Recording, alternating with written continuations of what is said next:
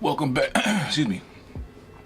Welcome back to Rap and Wrestling, ladies and gentlemen. It's your boy T the Monster. I do apologize. I missed you guys last week. I was busy, so I want to make sure I follow back up with you this week. But welcome back to Rap and Wrestling, of course. And if you haven't, be sure to like, comment, and subscribe. We're gonna give a quick raw recap.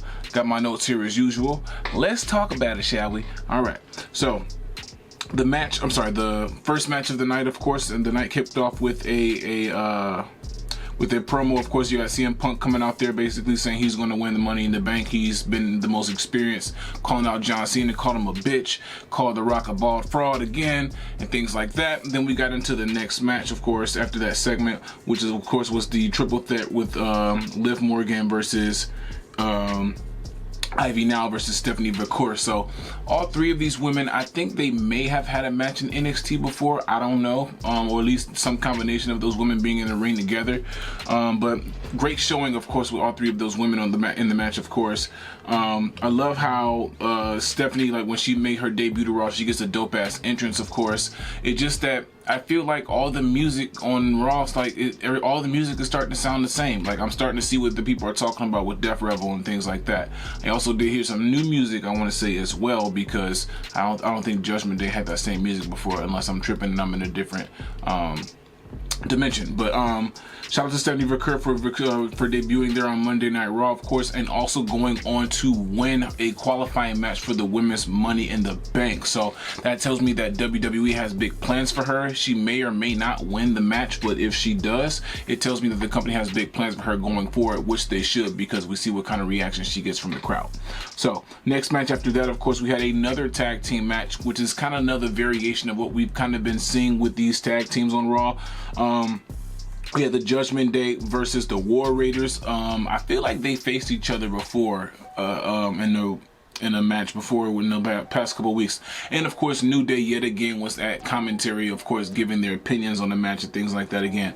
Now, I just got a couple things about this. Number one is I'm still not sold on War Raiders. Again, nothing against them individually as talent. It's just that their gimmick or whatever it is like what I'm not sure what that is.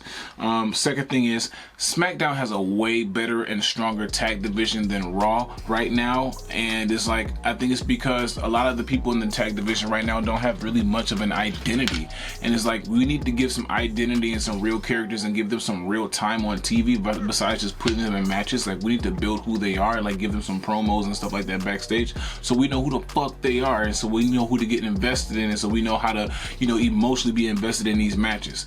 Just my opinion, I could be wrong. I'm a fan with a YouTube channel. Match after that I kind of missed because I had to go do something around the house, was Raquel Rodriguez versus Kairi Sane. But from what I was hearing from the TV in the background, they were putting on a nice match, and I also hear that Liv Morgan got involved in that match, which also triggered for Io Sky to come out as well at the end of the match too. So I do apologize. I had to get caught into doing daddy-like things and husband-like things. I wasn't able to physically watch that match, and that's not a knock on the women, because usually back in the day, like I said before in previous episodes, that was the bathroom match. It's just that my wife called me to go do something, so hopefully you had a good match, and if not, if you saw the match, please fill me in on what happened, so that way I know what happened as well.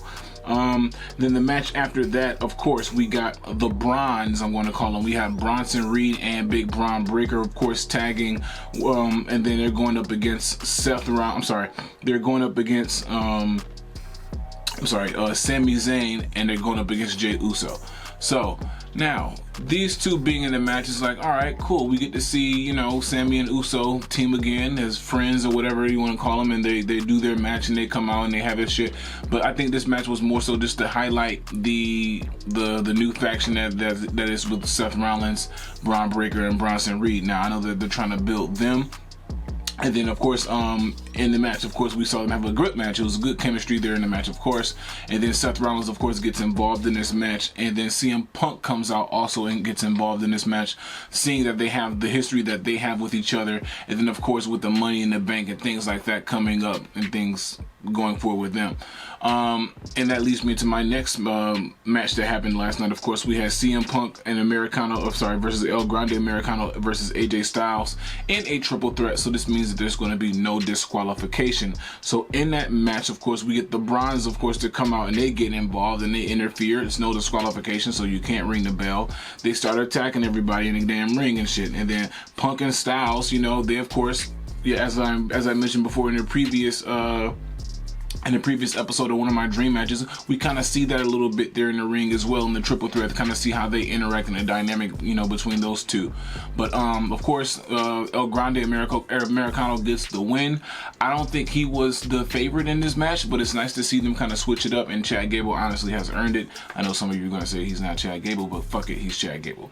But he wins that, and so he's the sixth person that fills into this match from Money in the Bank.